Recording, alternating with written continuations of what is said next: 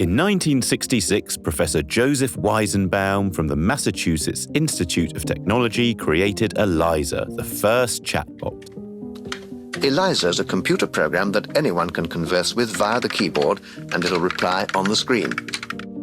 ELIZA was programmed to imitate the role of a therapist, producing the illusion that it understood the person using the software. The computer's replies seem very understanding, but this program is merely triggered by certain phrases to come out with stock responses. Nevertheless, Weizenbaum's secretary fell under the spell of the machine. Weizenbaum's research aimed to test the capacity of machines to understand and process language. However, his chatbot soon opened the door to a much broader discussion: how humans interact with machines. Users of ELIZA started to perceive the chatbot as empathetic and capable of understanding them.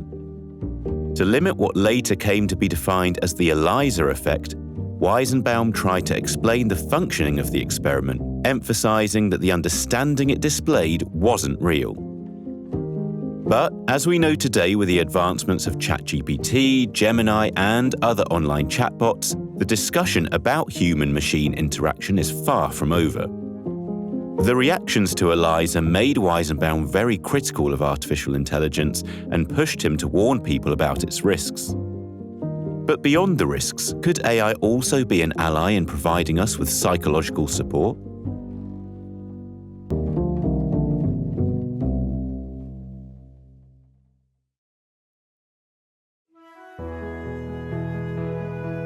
Welcome to Euronews Tech Talks, the podcast that explores the digital, technological, and scientific landscape shaping Europe. I'm your host, James Thomas. This is the third and final special episode on AI. After exploring the environmental impact of AI and the relationship between AI and art, we now turn our attention to AI and therapy. According to data from the World Health Organization, nearly 1 in 7 people in the world live with a mental disorder, but most of them don't have access to effective care. So, what's the way forward? Could AI help people feel psychologically better? Or is AI a tool to avoid paying for psychological services? To answer these questions, I'll sit down with 2 experts in the field who'll share with us their thoughts and experiences. So, grab yourself a cup of tea and let's begin.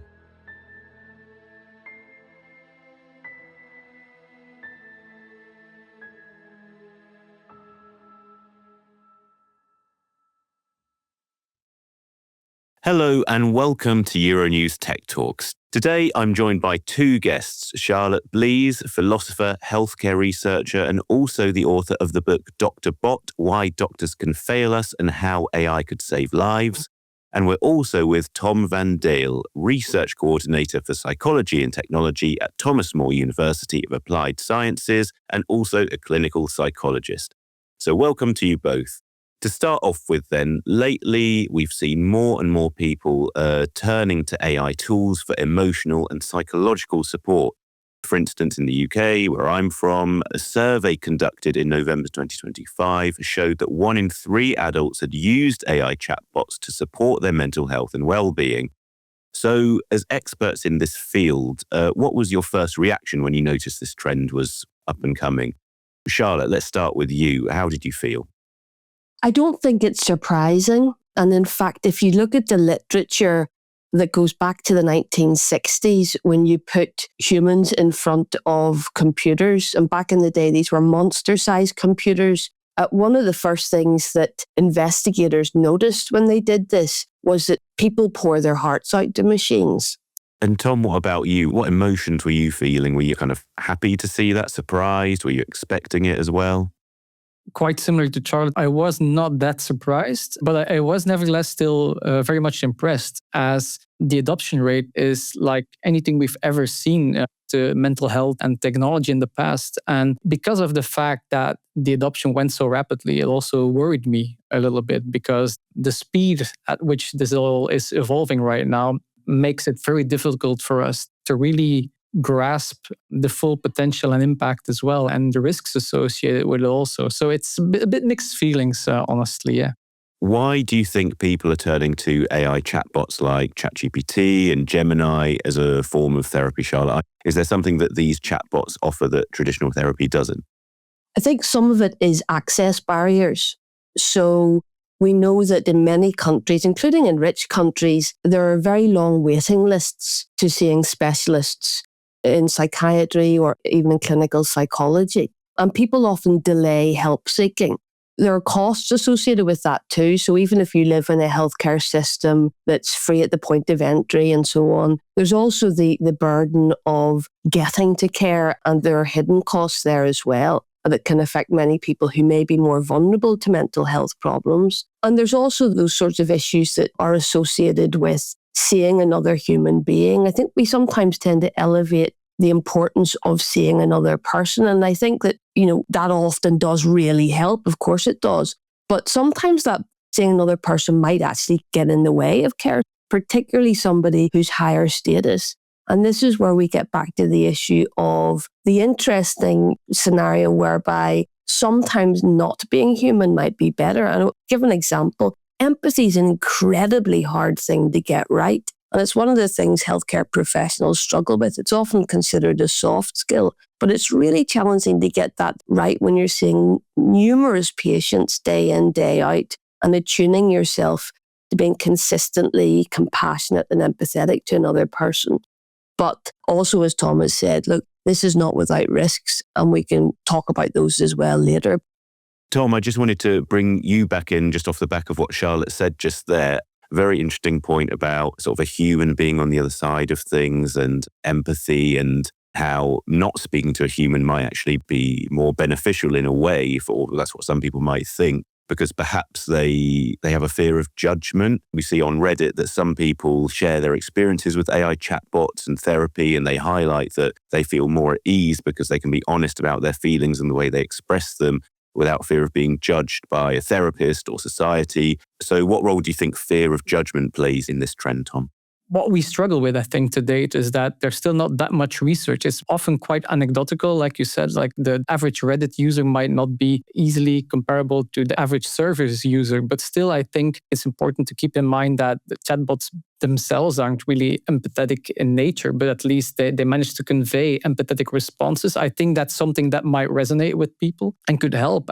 I also don't mind this evolution. I think it's very nice if we could consider this as complementary. Any help, any way to offer a bit more resolve can be very helpful and much needed. But on the other hand, I think it's also important to make sure that this is a choice and it's not something that people opt for out of necessity or because they don't have access to established conventional services as well. And I think that is something when this field continues to mature and as we're moving forward, that we're going to have to be very mindful of, that it's still an option and it's complementary and it doesn't start replacing established and far more evidence-based also and research service offers that we have at the moment within our own services.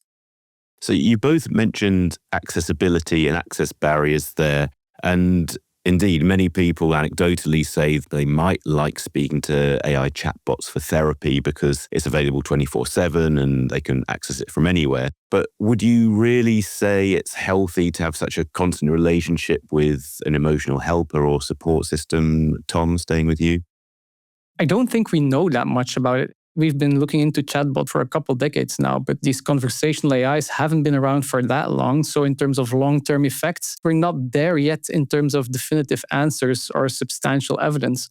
But I think as we progress, it's going to be something to be very mindful of. And we do get some anecdotal evidence left and right that if people with pre-existing vulnerabilities engage with these type of conversational agents, they are not being supervised or conversations aren't being kept in check, then yes, that might pose risks as well of dragging them down the rabbit hole. But a lot of it to date is still speculation. And it's definitely from a research point of view, very interesting to see this and to see this sharp contrast between the way mental health care usually works, which is careful, incremental increases in the quality of services compared to the go fast and break things approach that we often see in tech and that is being applied to some extent in AI in the mental health care domain as well.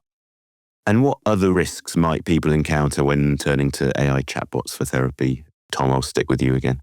There are quite a lot of them, actually. I think Charlotte can probably weigh in on those as well. But just to name a few, I think that we aren't often fully aware of the fact that, for example, these models are to some extent biased. And we often look at it from a weird perspective. We are Western educated, industrialized, rich and democratic. And that's a frame of reference that these chatbots often use. Fortunately for us, or at least myself personally, those align to some extent, but they definitely don't for everybody. It's also sometimes difficult to disentangle seemingly helpful answers and actual helpful answers. And I think there's the privacy risks associated with sharing, especially if you rely on these foundational generic large language models like ChatGPT or Gemini, which really haven't been developed with that intended use in mind.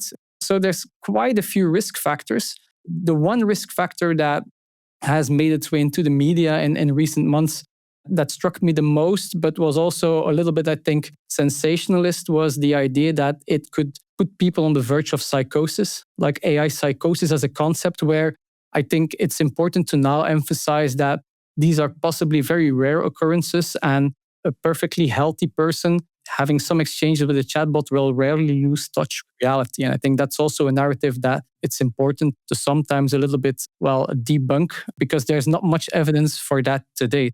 Charlotte, I saw you nodding your head at some points there. Do you agree with all that? I do. I think those are all very sensible points. One of the issues with these chatbots is that they are designed to keep us using them.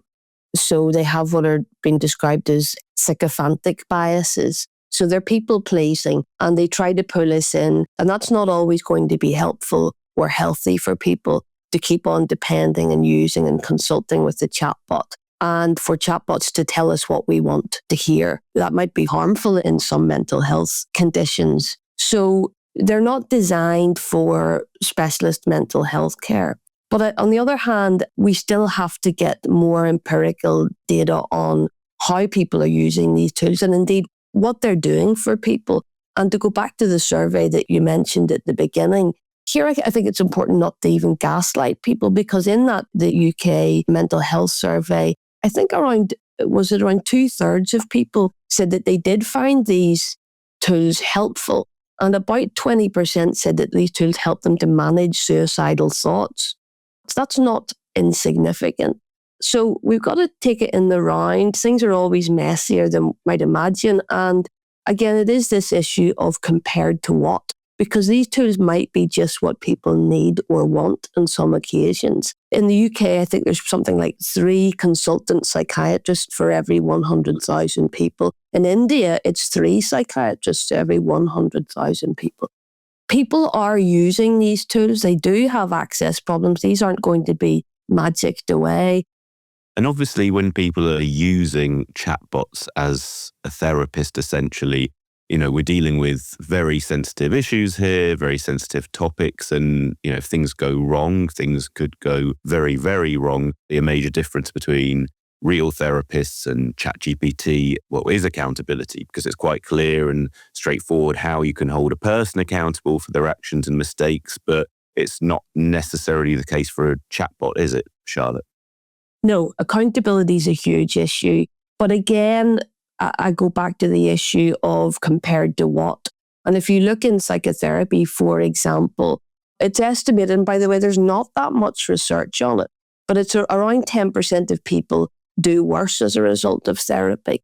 And dropout rates are very high in clinical psychology and therapy too. About 20% of people drop out after about the first, second or third session. And most people don't finish courses of psychotherapy, don't complete. I think probably we don't discuss enough the potential for things to go wrong in care as we know it. But you're absolutely right. Accountability is huge. When you've got tech giants who can throw any amount of money at legislation as well, you've got get out clauses.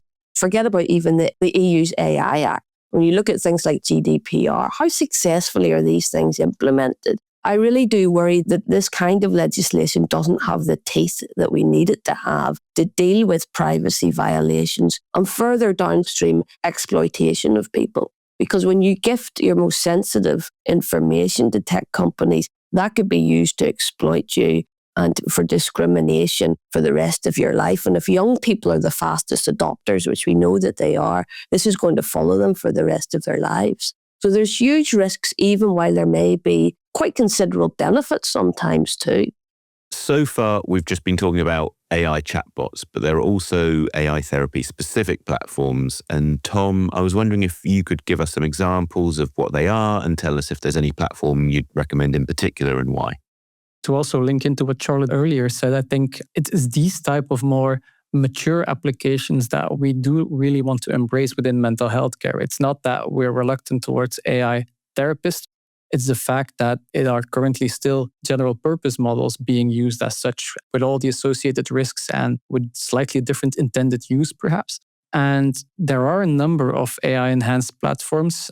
Some of them actually try to create AI therapists, which you can interact with then. And services like Ash or Ebb by Headspace, for example, tend to do that. Although, in all fairness, they do not necessarily present themselves still as AI therapy platforms. They most have ceased doing that and position them as platforms for mental health support or maybe even well-being chatbots, primarily for regulatory purposes. Because the second you state that you have AI therapy solution, especially within the EU, it's considered a medical device. There's lots of red tape and challenges associated with it. But still, these solutions who may operate a little bit in a gray zone or a gray area can still be pretty helpful. And it's always difficult to name drop, right? If I were to recommend one application nonetheless, I think it could be Hello, which is developed by the German company Hello Better. And the reason why I'd recommend this one is because Hello Better is a company that has been active in developing digital mental health solutions for many years now. So they're not a tech startup that ventured into mental health care, but they're a digital mental health company that now also is actively pursuing AI-based solutions. And to me, that feels somewhat more reassuring as a starting point, because people working on it, they fully grasp the context and the intricacies, the delicate nature of mental health care services, and extending that with AI, I think, is a better starting point than just trying to disrupt it from a technology point of view and just see what the sector will do with it. Here, this is a more proactive approach and a more, I think, collaborative approach with mental health care services and sector as a whole. AI could also be a possible tool for health professionals, though, if I'm not mistaken. So, Tom, I was wondering if you use it in your job as a clinical psychologist, and if you do, how? I don't use it myself at the moment. I primarily support my colleagues in doing so. But what we've noticed is that, as Charlotte actually mentioned earlier as well, that many already use the generic models. And what we actually want to work towards is to let them use custom solutions that are built with the intent of being used within mental health care. And then, for example, AI scribes, we see these being rapidly adopted across the world, helping to summarize session notes, making reports either on full session recordings or sometimes just based on quick verbal summaries of sessions. But they do seem to offer added value in terms of administrative load, which is definitely also an increasing challenge within mental health care, where we see professionals spending way more time on administration than they'd actually like. And what I particularly like as well that goes a little bit beyond that is using these type of solutions as co-pilots. For example, in Belgium, we're in the midst of exploring how you can help professionals manning mental health hotlines via chat, for example, with an AI co-pilot who reads responses that people send over and suggests possible answers. So to make sure that they have, as a responder, somebody thinking along with them, offering hints and solutions, but not being directly in contact with the vulnerable people asking questions. And the idea there is that you have some backup, you have someone or something at least to share some thoughts with, or to help you reformulate what you want to say, or some suggestions that you might want to make. And that also really takes this human in the loop principle very seriously, that is often mentioned as a key aspect to safeguard quality when it comes to people interacting with AI. I think we've touched a bit on this already, Charlotte, but how much do you think the current state of mental health care has contributed to people turning to AI? I think it's a big part of why people do adopt these tools. Visiting a bricks and mortar clinic isn't always accessible, both because you might not have health coverage, health insurance, but also because if you're a gig economy worker and you're really depressed, finding time out of your job to actually get there, you might be relying on public transport that might take longer out of your day. And that means that you may forego care. And we've known about this general problem in healthcare for many years. It's sometimes called the inverse health law. And that is, people with greater healthcare burdens and needs are the very people who have more obstacles to getting specialist care, getting healthcare. So that's one reason why most people now have internet-enabled phones, certainly in Europe. And that's why they are just ultimately turning to these devices, and that will not go away. And that's why it's a problem we're going to have to grapple with sort of in a realpolitik kind of a way of thinking, because the tools won't go away. How do we manage them? What brakes do we put on them? What advice do we give the public? And what advice do we give healthcare professionals too? Because as Tom said, I've done a lot of survey research in the UK on this. 25% of UK GPs said they were using consumer chatbots, mainly for documentation, but also for core clinical tasks like diagnosis and treatment recommendations. So everybody is using these tools, sometimes surreptitiously, but they are adopting them. To sum up then, we've looked at this whole issue from a range of different angles, talked about the risks, talked about some of the advantages, some of the difficulties.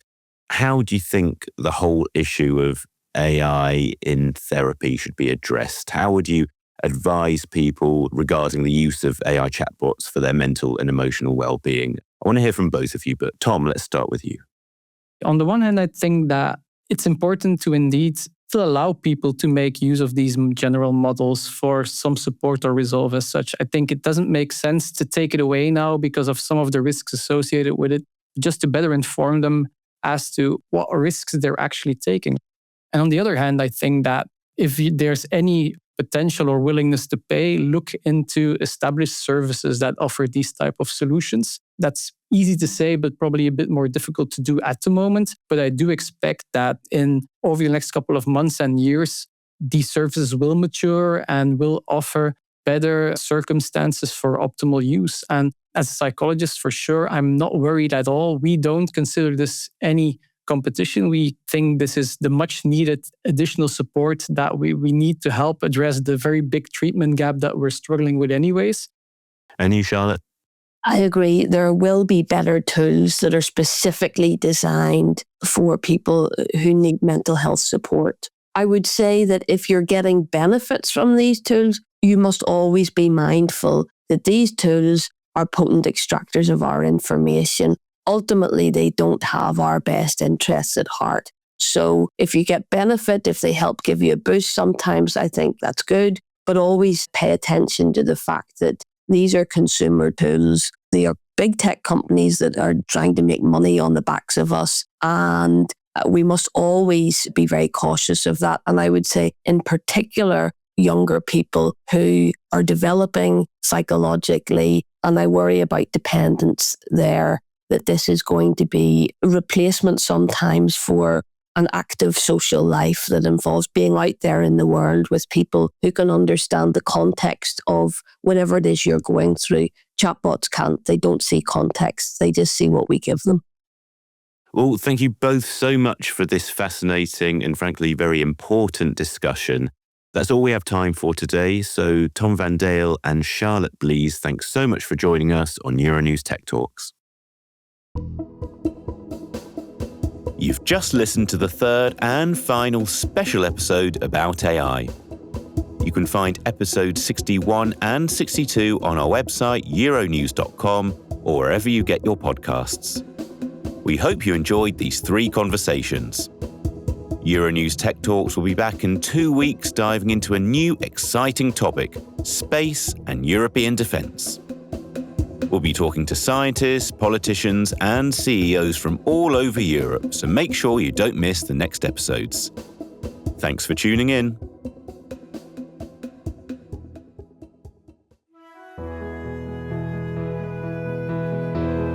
I'm your host, James Thomas. This series was created by Marta Rodriguez Martinez. This episode was written and produced by Alice Carnevali. The theme music is by Leo Lebrun. Sound editing and sound mixing is by Joanne Breton. Our editor-in-chief is Niaz Samadizada. If you aren't already, you can listen to this series on Apple Podcasts, Spotify, Castbox, or wherever you get your podcasts. If you're enjoying the podcast, please consider leaving us a positive review and, of course, sharing it. Thanks for listening.